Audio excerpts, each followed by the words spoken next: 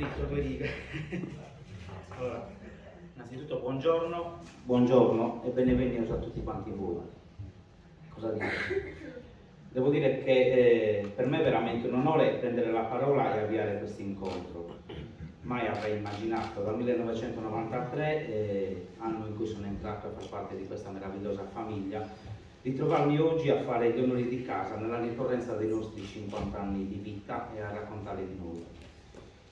Innanzitutto grazie a chi ha creduto e crede nella forza di questo appuntamento, al presidente dell'ISRE Stefano Lavra, al direttore generale Marcello Mele e al direttore del comitato tecnico scientifico Marco Mulas, alla Fondazione di Sardegna, all'Unione Folclorica Italiana e all'Unione Folclorica Sarda, a Carlotta Lucato e alla sua professionalità, alla professoressa Alessandra Broccolini, professore associato di antropologia culturale e antropologia del territorio presso la Sapienza di Roma, a Marcello Marras, antropologo, direttore del Centro Servizi Culturali di Oristano, ma nato e cresciuto a Ghilarza, tra un ballo sardo, un canto a concerto e una suonata, a Gavino Farina, presidente dell'Associazione Culturale e Folcloristica Tufudeso di Osilo, cultore di tradizioni popolari e componente del direttivo dell'Unione Folclorica Sarda, all'artista Vittoria Sodo di Sassari, che assieme a Giorgia Cadetto e a Marco Piredda hanno dato vita al nostro Astringhie,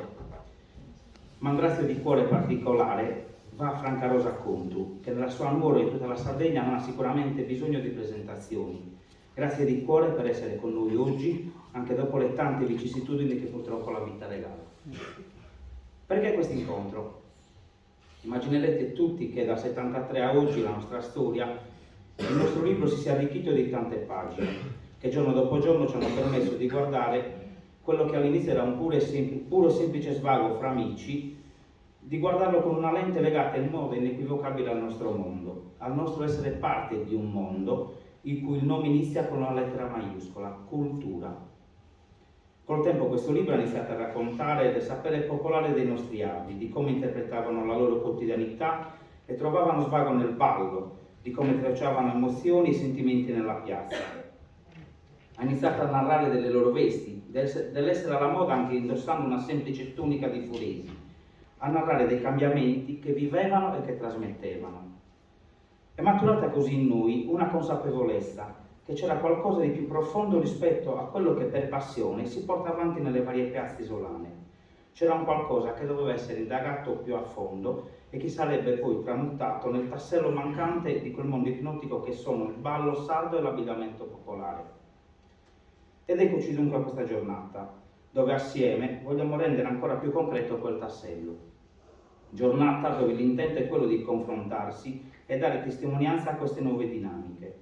Queste dinamiche trasmissive che, purtroppo, devono spesso superare un primo step di accettazione popolare, sia a livello comunitario che, e soprattutto, a livello folcloristico, andando oltre il meccanismo della cosiddetta memoria dell'abitudine, dove il singolo tramanda esclusivamente ciò che ha vissuto e non riconosce l'antecedente.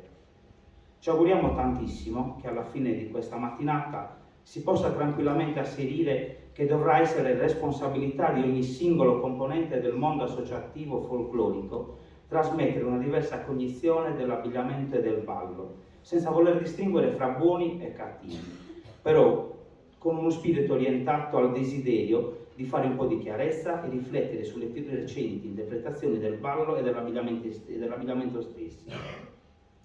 È un'operazione che richiede tanta forza e pazienza e io personalmente ne sono testimone per il lavoro che col e nel Santupredu si sta portando avanti.